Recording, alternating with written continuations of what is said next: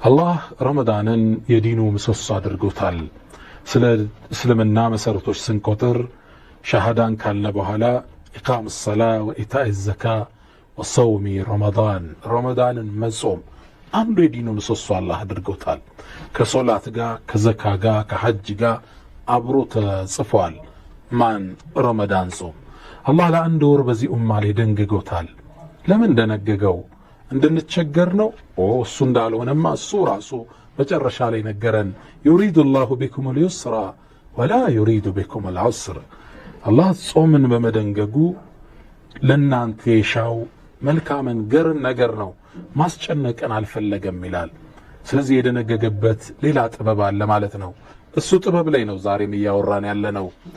አሁን የምናየው ሌላው ነጥብ ረመዳን ይመጣና ለጊዜ ቦታ እንድንሰጥ ያደርገናል። አሁን አለመታደል ሆኖ ሙስሊሙ ጊዜ ላይ ደካማ ነው። ለጊዜ ቦታ አይሰጥም። ጊዜን እንደሚጠየቅበት ዘንግቷል።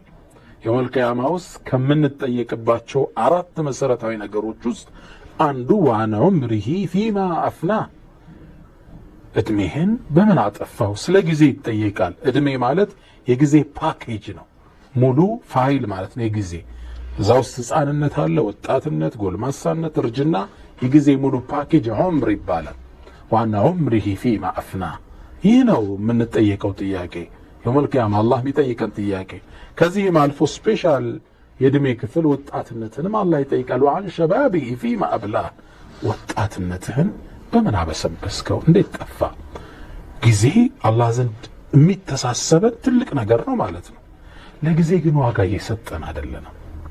ረመዳንን አላህ በዓመት አንዴ ለአንድ ወር ያመጣውና ለጊዜ ቫሊዩ እንድንሰጥ ያደርገናል። አሁን አለመታደል ሆኖ ለቀጠሮ ትልቅ ቦታ አንሰጥም። ቀጠሮቻችን ነፃ ነው። ኢቭን የአረቦቹ ቀጠሮ እያሉ ሰዎች የሚሳለቁበት አባባል አለ።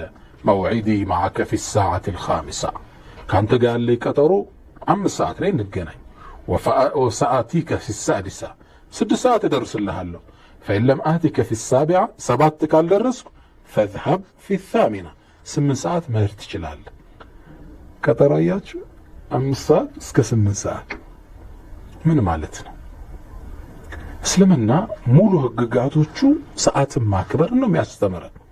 ሰው ተለምዶ ሆኖበት የፈረንጅ ቀጠሮ ይልሃል፣ ፕሮግራም ያለውን ቀጠሮ ሲቀጥረህ ማለት ነው። እስልምና ቀጠሮ ማዘግየት፣ ቃልን ማጠፍ ወንጀል ነው እኮ አይደለም ያለ፣ የንፍቅና ምልክት ነው አላህ ያደረገው፣ ረሱል ሰለላሁ ዐለይሂ ወሰለም ያደረጉት። ወሚን ዓላማት ኒፋቅ፣ የንፍቅናን ባህሪ ሲዘረዝሩ አንዱ የጠቀሱት ነብዩ ሰለላሁ ዐለይሂ ወሰለም ኢዛ ወዐደ አኽለፍ፣ ቀጠሮ ሲይዝ፣ ፕሮግራም ሲይዝ፣ ቃል ሲገባ ያጥፈዋል። ይህ ሙናፊቅ ምልክት ነው። እስልምና ስተት ነው፣ ስሮንግ አይደለም ያለው፣ ኖ ንፍቅና ነው ያለው አላህ፣ ረሱል ሰለላሁ ዐለይሂ ወሰለም ያሉት። ታዲያ ረመዳን ይመጣና ከዚህ ከተዋሃደን ሳናስበው ከተቀላቀለብን መጥፎ እኩይ ባህሪ ያጸዳናል። እንዴት አትሉኝም? ልንገራችኋ፣ ውሰዱት። ምሳሌ ልስጣችሁ። አንድ ሰው ሙሉ ቀን ጾመ። አዛን ከማለቱ 3 ደቂቃ በፊት ቢያፈጥር ጾም ይቆጠርለታል? ንገሩኛ። አይቆጠርለትም። የሁላችሁ መልስ አዎ፣ አዛን መባል አለበት አንድ ሰው ለማፍጠር። ስለዚህ 3 ደቂቃ ዋጋ አላት ማለት ነው አይደል? አንድ ሰው ጾሟል አልጾመም ለማስባል 3 ደቂቃ ሚዛን ላይ ልትቀርብ ነው ማለት ነው። ኖ ከአዛን 3 ደቂቃ ፊት ነው ያፈጠርክ ጾም ተበላሽቷል እንለው። ይሄ ሰው ህይወት ውስጥ ምንን ያዳብራል? ምንን ያዳብራል ወንድሞቼ? ለ3 ደቂቃ ቫልዩ መስጠት ይጀምራል። እሺ እናሳንሰው፣ 2 ደቂቃ አዛን ከማለቱ በፊት ቢያፈጥር ይፈቀድለታል? ሮንግ፣ ጾም ተበላሽቷል። ይህ ሰው እንደገና መድገም አለበት። ስለዚህ ይህ ሰው ምን ይሆናል ማለት ለ2 ደቂቃ ቫልዩ ይሰጣል። አሃ ለካ 2 ደቂቃ ዋጋ አላት። ጾመሃል ወይም አልጾምክም ለማለት ትልቅ ዲማርኬሽን ነች። ለ2 ደቂቃ ቫልዩ መስጠት ይጀምራል። ሌሊት ስሑር ላይ እየበላ ግለሰቡ ስሑር እየበላ አዛን ሊል ሲል ያቆማል። አሊያም ደግሞ ድንገት አዛን እንኳን ከመጣበት ቶሎ ተጉመጥምቶ በልቶ ያቆማል። ለምን? አሁን ፕሮግራምድ ላይፍ ውስጥ ገባ ማለት ነው። አዛን ሲል ትጀምራለህ፣ አዛን ሲል ታፈጥራለህ። በዚህ ውስጥ የመፍሰስን ትሬንድ አላህ ያለማምደዋል። ለይሰው ወሩም በዚህ መልኩ ሲያሳልፍ ነገ ፕሮግራም ይሆናል። ለጊዜ ቫልዩ ይሰጣል። ለሁለት ደቂቃ ክብር ይኖረዋል። ሁለት ደቂቃውን ክብር የላትም አይደለም። ሁለት ደቂቃ የቀጠሯችን እየነገርኳችሁ ነው። 5 ሰዓት ደርስ እመጣልሃለሁ 6 ካልደረስኩ 7 ይየኝና 8 ሰዓት ቻው በላይ ነው አሁን ያለንበት ቀጠሮ። ይሄ ረመዳን ይመጣና ለደቂቃዎች ለ3 ደቂቃ ለ2 ደቂቃ ቫልዩ እንድንሰጥ ያደርገናል። አላስተዋልነውም እንጂ እኮ የእስልምና ህግጋቶች ሁሉም ስርዓት ነው የሚያስተምሩት። ሶላቱን ወሰዱ። ለምሳሌ ሰውየው ምን ይላል? አላሁ አክበር ሲል ተከታዩ ምን ይላል? አላሁ አክበር ብሎ ይከተለዋል። ያውም በሌላ ሐዲስ ላይ ወዲያውኑ ኢማሙ ተክቢራ እንዳደረገ የተከተለ ሰው ትልቅ አጅር አለ። አሚን ሲል ወለዳሊን ብሎ ሲጨርስ አሚን ስትል አሚንታ ከመላእክቶቹ አሚንታ ጋር ከገጠመ እነሱም ይላሉ ወንጀል ተምሯል የሚል ሐዲስ አለ። ስርዓት እኮ ነው እስልምና የሚያስተምረው። መሪን የመከተልን ሳይንስ በሶላት አላህ ያስተምረናል። ኢማም አላሁ አክበር ሲል ተከተለው አላሁ አክበር። ሳያሰላምት ብታሰላምት ሶላት እኮ ይበላሻል። ሲያሰላምት ነው የምትከተለው። አሁን አውሮፓ ውስጥ አንድ የሰለመ ግለሰብ አለ። የሰለመው ረመዳን ላይ አጋጣሚ ባየው ሐረም ላይ በሚደረግ ሶላት ነው። ሐጅ ወቅት ላይ ከፊት ኢማሙ ያሰግዳል። ሐረም ላይ ወደ 3 ሚሊዮን የሚጠጋ ህዝብ አለ። ሰውየው እንደ አጋጣሚ ሆኖ የሚሊተሪ ባለሙያ ነው። ወደ 6000 ስፔሻል ወታደሮች የሚያሰለጥን ነው። እና ቻናል እየቀየርኩ እንዲሳገላብጥ አጋጣሚ አይኔ የሆነ የእስልምና ነገር ላይ ገባዋል። ምንድነው ብዬ ሳየው አሰጋጁ 3 ሚሊዮን ህዝብ በዙሪያው አሰልፎ አላሁ አክበር ሲል ጠቅላላ ያውላ ህዝብ ተከትሎት አላሁ አክበር አለ። ሾክ ዶንኳል። ከዛም ሩኩዕ ሲወርድ አብረውት ሩኩዕ ወረዱ። ሰሚ አላህ ሲል ቀጣሉ። ስጁድ ሲወርድ ተከተሉት። ለሱ ይሄ ክስተት አዲስ ነው። ከዛ መጨረሻ ሲያሰላምት አብረውት አሰላመቱ። እንዴት አይነት ስርዓት ነው አልኳል። እኔ 6000 ሰራዊትን ወታደራዊ ስልጠና ለማሰለፍ 6 ደቂቃ ይፈጅብኛል አለ የሰለጠኑት ገባበል ጠጋበል ለማለት። እንዴት በአንድ ትእዛዝ ይከተቷል? ያውም ዞሮ እኮ አያያቸው። እኔስ ቁሜ ነው አንተ ገባበል አንተ ወጣ በልም ብለው እሱ ፊቱን እኮ ከጀርባቸው ነው ያረጋል። አላሁ አክበር ይላል፣ አላሁ አክበር ይላል። ዋትስ ብያልኳል። ምንድነው ሚስጥሩ ብዬ ሳጠና ለካ እስልምና ነበር። ወደ እስልምና መራኝ ይላል። የእስልምና ህግጋቶች የሚያስተምሩ ምንድነው? ስርዓት ማዝ፣ ፕሮግራምድ መሆን፣ መሪን መከተል፣ ስርዓት ያለ ሰው እንድትሆን። የረመዳንም እዚች ጋር ሚስጥሩ ይመጣና ለደቂቃዎች ዋጋ ስጥ።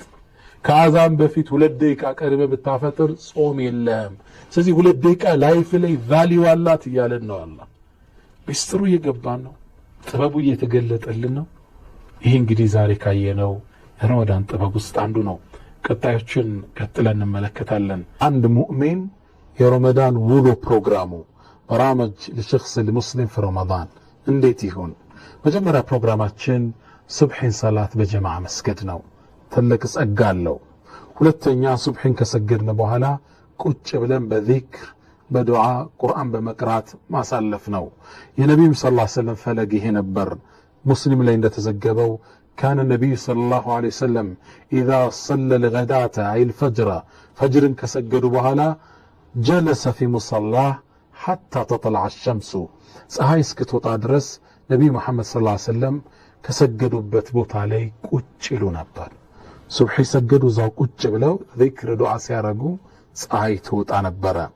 አخرجه الترمذي የዘገቡትና አነስ ኢብኑ ማሊክ ያስተላለፉትም ሐዲስ በጣም የሚደንቅ ነው። ጸጋውን ተመልከቱት። ከዚህ በኋላ ሱብሂ ሰግዳችሁ ቶሎ ቤት አትመለሱም። قال النبي صلى الله عليه وسلم من صلى الفجر في جماعة يصبحين صلاة بجماعة سجدا ثم قعد يذكر الله حتى تطلع الشمس كذا مساحي سكتوت أدرس قوش بلو الله يستوس ذكر يارجا قرآن يقرأ ثم صلى ركعتين كذا بهلا صحيح وطه مال السجمر صلاة 2 ركعة سجدا كفي يوما يهون كانت له والو رسول الله صلى الله عليه وسلم لرسي هون اللتال كأجر حجة وعمرة لك مول حجنا عمران دا درجة تامة تامة تامة 3 ጊዜ ሙሉ የሆነ ሐጅና ዑምራ እንዳደረገ ይጻፍለታል። ሱብሃንአላህ። ምናልባት አሁን እኮ የምናደርገው ሐጅ አላህ ያለውን ትእዛዝ ካለ መጠበቅ ክፍተት ልንፈጥር እንችላለን። ሐጃችን ሙሉ ላይሆን ይችላል። ይሄ ግን በነቢዩ ሰለላሁ ዐለይሂ ወሰለም ዋስትና ሙሉ የሆነ ሶስቴ ነው አጥብቀው የተናገሩት ሐጅና ዑምራ እንዳደረገ ይጻፍለታል። ሱብሒ ሰገደ፣ እዛው ቁጭ ብሎ ዚክር ሲያርግ ዱዓ ሲያርግ ቆየ። ከዛም 2 ረካዓ ሰግዶ ከመስጂድ ወጣ። አላሁ አክበር። እዚህ ፕሮግራማችን ሱብሒ በጀማዓ እንሰግዳለን። ሁለተኛ ከዛ ቁጭ ብለን ዚክር እናደርጋለን ማለት ነው ፀሐይ እስክትወጣ። ከዛም 2 ረካዓ ሰግደን ከመስጂድ እንወጣለን። ሶስተኛው ሰላት ዱሃ ቤት እንደመጣን ወደ አደርገን ወደ ስራ ወደ ከመውጣታችን በፊት አሊያም እህቶቻችን ወደ ስራ ከመመለሳቸው በፊት ምን ታደርጋላችሁ? ሰላት ዱሃ። አቡ ሁረይራ የነቢዩ ታላቅ ሰሓባ ምን ይሉናል? አውሳኒ ኸሊሊ ቢተላት፣ በሶስት ነገር ነቢዩ አደራ ብለውኛል ብለው አንደኛው ምንም ጠቀሰ? ከነዚህ ውስጥ አነሰሊ ሰላት ዱሃ፣ ሁሌም ሰላት ዱሃን እንዳልተው አዘውኛል ይላሉ አቡ ሁረይራ። አው ከማ ቃል። ስለዚህ ሱብሒ ሰገድና ከዛ ዚክር ስናደርግ ቆየን። ከዛ ቤት መጣን 2 ረካዓ ዱሃ ሰግደን ከቻልን 8 እንወጣለን ከቤት ማለት ነው። ከዛ አራተኛ ፕሮግራማችንን እየቀረጽን ነው። ሶላት الظهر والعصر في الجماعه፣ ዙህርና አስርን ደግሞ በጀማዓ እንሰግዳለን። ፈርዶችን በቻልነው መጠን በጀማዓ መስገድ አለብን።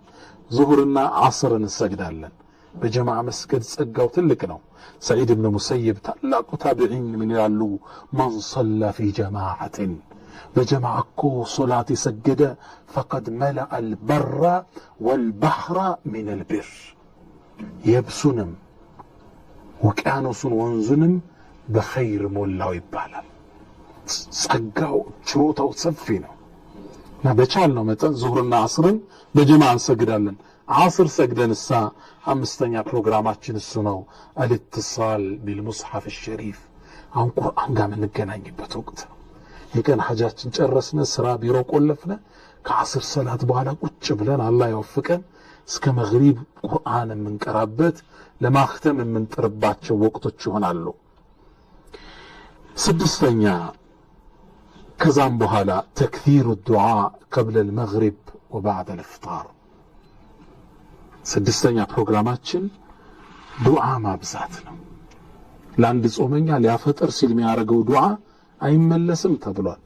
ወኢነ ለሳኢመ ዒንደ ፍጥሪሂ ዳዕወተ ማ ቱረድ፣ የማይመለስ ዱዓ አለው ተብሏል። ልክ መግሪብ የሆነ ደቂቃዎች ሲቀሩት 30 ደቂቃ 20 ደቂቃ 10 ደቂቃ ዱዓ ከአላህ ጋር እንዳፈጠርንም ቴምሩን አፋችን ከተን ዱዓ ማድረጉ በጣም ይወደዳል። ሰባተኛ ቀለል አድርገን እንበላና ወደ ተራዊህ ሰላት ደግሞ እንመለሳለን። ሰባተኛው ምንድነው? ተራዊህ ነው። ምግቡን ቀለል እናርገው። ብዙዎቻችን በልተን ሄደን ሶላቱ ይከብደናል። ተራዊህ አይደል? ሰባተኛው ተራዊህ ሰላትን መሄድ ነው። ስምንተኛ ثم قيام الليل፣ ከዛ ደግሞ ሌሊት ተነስተን አላህ ይወፍቀን በተለይ ዊትርን መጨረሻ እናድርገው ከሱብሒ በፊት ሌሊት ተሐጁድ ተነስተን የምንሰግድበት ነው። ከዛ በኋላ ምን ይመጣል? ሱብሒ ይመጣል። ከሱብሒ ያለን ፕሮግራም ይህ ይሆናል ማለት ነው። ነቢዩ ሰለላሁ ዐለይሂ ወሰለም ሱብሒንና ዒሻን በጀማዓ መስገድን ሲነግሩና መን ሰለለ ዒሻን የሰገደ ፊ ጀማዓትን በጀማዓ የሰገደ ፈከአነማ ቃመ ንስፈ ለይል፣ ሌሊቱን ግማሽ በአምልኮ እንዳሳለፈው ይቆጠርለታል፣ ሲሰግድ እንዳሳለፈ። ወመን ሰለ ሱብሕ ፊ ጀማዓትን፣ ከዛም ሱብሒን ደግሞ በጀማዓ የሰገደ ፈከአነማ ሰለ ለይለ ኩለሁ፣ ሌሊቱ ሙሉን በአምልኮ እንዳሳለፈ ይቆጠርለታል። ይህ ሙስሊም የዘገቡት ዘገባ ነው። የአንድ ሙስሊም የረመዳን ፕሮግራማችን እኔ ናቸው። እንድገማቸው። ሱብሒን በጀማዓ እንሰግዳለን። ሁለተኛ ከሱብሒ በኋላ ቁጭ ብለን ዚክር እናደርጋለን። ፀሐይ ልትወጣ ስትል 2 ረካዓ ሰግደን እንወጣለን። ሙሉ የሐጅና የዑምራ አጅር እንዳገኘን ይጻፍልናል።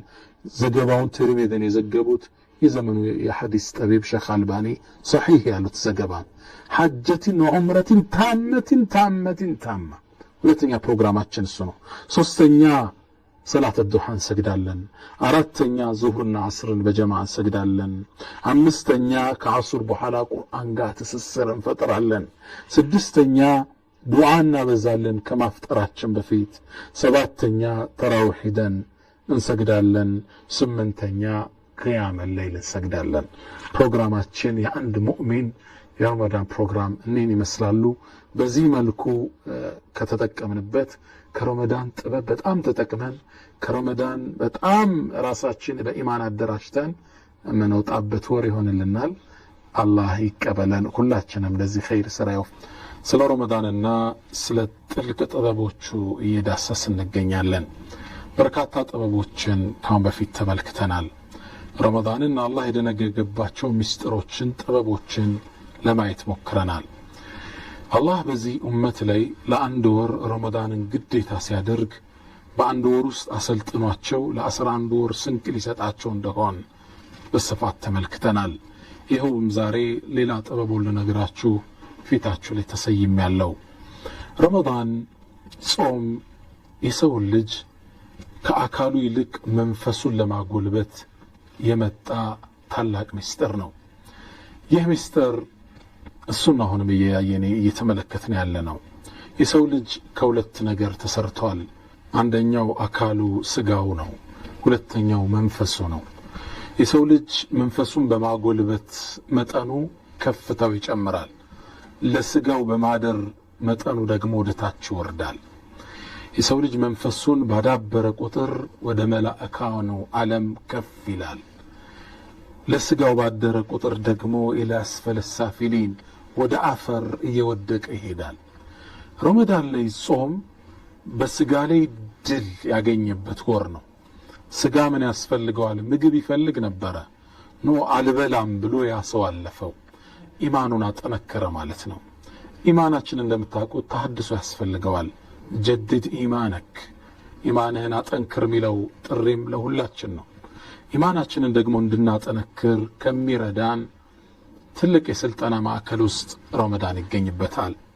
እንደሚታወቀው አእምሮ በእውቀት ይመገባል፣ አካል በምግብ ይመገባል፣ መንፈስ ደግሞ በኢማን ነው የሚጎለብተው። ረመዳን ደግሞ አምልኮቹን በማብዛት ኢማናችንን እንድናጠነክር እድል ይሰጠናል። ብዙ ሰው ከቁርአን ጋር የሚገናኘው ረመዳን ላይ ነው። ያም ኢማኑን የበለጠ ያዳብረዋል። ፈርድ መስገድ የሚከብደው ሁሉ ከሱና አልፎ ተራዊህና ተሐጁድ ይሰግድ ታየዋለህ። ይህም ለኢማኑ ትልቅ ግብአት ነው። ቀን ጾሞ ይውላል መብላት የለመደ ሰው፣ ይህም ለኢማኑ ትልቅ ስንቅ ነው። ረመዳን ኢማንን ለማደስ ጥሩ ማዕከል ነው። አንድ ሰው ሱናን መስገድ የፈርድ ያህል ዋጋ አለው ስለተባለ ሱናን ለመስገድ ይጥራል። ሱና ሶላቶችን፣ ግዴታ ያልሆኑ ሶላቶችን። ፈርድን ደግሞ መስገድ በሰባ እንደሚባዛለት ተነግሮታል። በጀማዓ ሲሆን ደግሞ አጅሩ ትልቅ ነው። እዛም ውስጥ ይበረታል። በዚህ ላይ ሰደቃ ይሰጣል። ቱጠሂሩሁም ወቱዘኪህም ቢሃ፣ ነፍሱን ታጸደዋለች። ዘካውን ሰደቃውን በሰጠ ቁጥር ኢማኑ ጎልብቷልና መስጠት ይጨምራል። በሰጠ ቁጥር ደግሞ ኢማኑን ዙሮ ያድሰዋል። ተመጋጋቢ ናቸው። ኹዝ ሚን አምዋሊሂም ሰደቀተን ቱጠሂሩሁም፣ ታጸዳቸዋለህ ከስስት።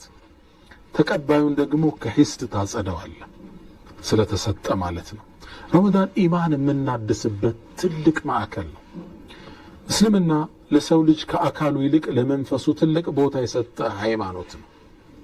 እያንዳንዱ አካሉ መብት እንዳለው፣ ሐቅ እንዳለው፣ ድርሻ ሊሰጠው እንደሚገባ ሁሉ ትልቅ ቫልዩ ግን አላህ የሰጠው ለማን ነው? ለአካል አይደለም፣ ለመንፈስ ነው፣ ለሩህ ነው አላህ የሰጠው።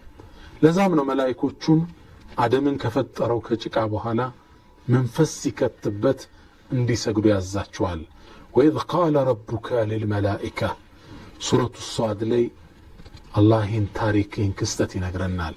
ጌታህም ለመላእካን ብሎ ባላቸው ጊዜ የተከሰተውን ለኡመቶች አንተ መሐመድ አውሳ ይላቸዋል። ወኢዝ ቃለ ረቡከ ሊልመላኢካ ኢኒ ኻሊቁን በሸረን ምን ጢን፣ እኔም የሰው ልጅ ከጭቃ ልፈጥረው ነኝ።